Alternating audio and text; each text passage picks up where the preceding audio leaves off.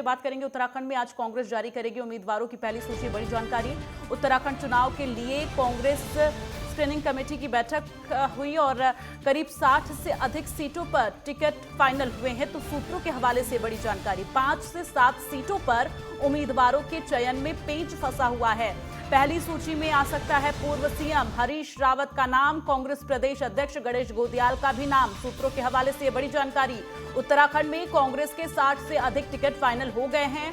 आज उनकी घोषणा की जा सकती है। दिल्ली में पार्टी की स्क्रीनिंग कमेटी की बैठक के बाद उत्तराखंड कांग्रेस के प्रभारी देवेंद्र यादव ने कहा है कि उम्मीदवारों की सूची शनिवार को जारी हो सकती है।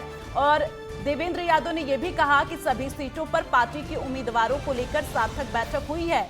उम्मीद है कि शनिवार को सूची जारी हो, यानी कि आज सूची जारी हो सकती है। प्रदेश में भाजपा 59 प्रत्याशियों की पहली सूची जारी कर चुकी है, जबकि कांग्रेस प्रत्याशियों के चयन को लेकर शुरुआत में तेजी दिखाने के बाद पहली सूची जारी करने में कुछ पिछड़ गई है।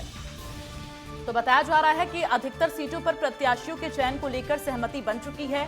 प्रत्याशियों के चयन को लेकर गठित स्क्रीनिंग कमेटी सभी 70 सीटों पर उम्मीदवारों का एक-एक कर इंटरव्यू लेने के बाद केंद्रीय चुनाव समिति को अपनी रिपोर्ट सौंप चुकी है।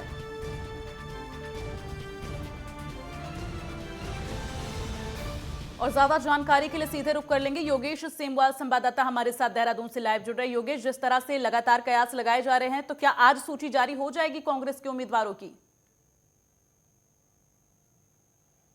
जी बिल्कुल, आज फाइनल माना जा रहा है कि 12 बजे तक लगभग जो है वो सूची आ जाएगी, पहली सूची आ जाएगी। लेकिन ये भी कहा जा रहा है कि कई जो अंदरी जो सूत्र हैं वो बता रहे हैं कि 70 के 70 विधानसभाओं का एक साथ भी आ सकता है। जिस तरह से भाजपा ने पहले 59 जो उम्मीदवार है उनकी लिस्ट निकाली और उसके बाद अब उम्मीद की जा रही है कि दूसरी लिस्ट कब निकालेगी, हर कोई इंतजार कर रहा है। लेकिन कांग्रेस में बताया जा रहा है कि हो सकता है एक साथ 70 का निकाल दिया जाए, क्योंकि कल देर रात तक लगभग 11:30 बजे तक बैठक चली। 11:30 बजे तक लगातार चर्चा हुई कि आखिर क्या किया जाए, किस तरह से, क्योंकि सबसे बड़ी बात जो कांग्रेस में देखने के लिए मिलती है और जब भी विधानसभा के चुनाव होते हैं उसके बाद देखने के लिए मिलती है कि जैसे ही उम्मीदवारों की घोषणा होती है तो बागी उम्मीदवार खड़े हो जाते हैं। और इस बार कांग्रेस ये नहीं चाहती है, वो हर हालत में ये चाहती है कि 2022 के जो विधानसभा चुनाव है उसमें जीत कर आए, सरकार बनाए, सत्ता में आए।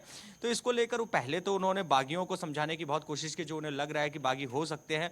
उसके बाद मंथन शुरू हुआ, फिर जो बड़ा मंथन जो है वो इस पर भी हुआ कि क्या हरीश रावत को चुनाव लड़ाना चाहिए कि नहीं चाहिए। थोड़ी देर में ये पता चल जाएगा कि आखिर हरीश रावत इस बार चुनाव लड़ रहे हैं कि नहीं लड़ रहे। लेकिन पार्टी के अंदर के माने कई लोग ऐसे हैं जो चाहते हैं कि हरीश रावत इस बार चुनाव लड़े, क्योंकि अगर वो चुनाव लड़ते हैं तो उनको जीतने के परसेंटेज भी बहुत अच्छे हैं और जीत कर आते हैं तो फिर मुख्यमंत्री बनने में उनको कोई परेशानी नहीं होगी, सीधे मुख्यमंत्री बन सकते हैं। बाद में उन्हें चुनाव में जाने की जरूरत नहीं पड़ेगी। ये लगातार लोग उन्हें समझा रहे हैं और चुनाव लड़ाना चाहते हैं पार्टी के अंदर के लोग। योगेश, जिन उम्मीदवारों का पेच अभी फंसा हुआ है उनको लेकर क्या जानकारी मिल पा रही है? क्योंकि कहा यह जा रहा अभी कुछ उम्मीदवार ऐसे हैं जिनको लेकर पेंच फंसा हुआ है, तो क्या ये जो देरी हो रही है इसी वजह से हो रही है?